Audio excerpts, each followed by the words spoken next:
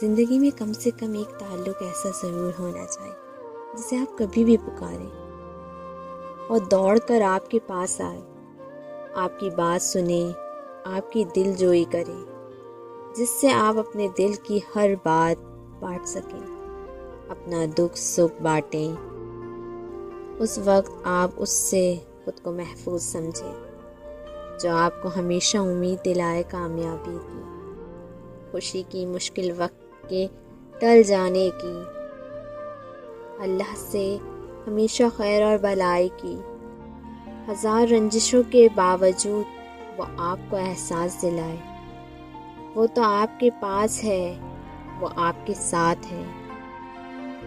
وہ تو کبھی آپ سے دور ہوا ہی نہیں، بس وہ آپ کی ایک آواز کا منتظر تھا۔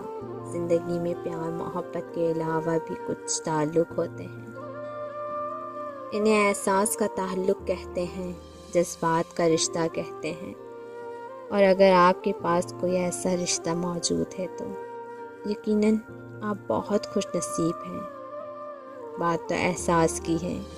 میرے نزدیک احساس اور جذبات کا تعلق سب رشتوں سے بڑھ کر ہے، سب رشتوں سے بڑھ کر ہے۔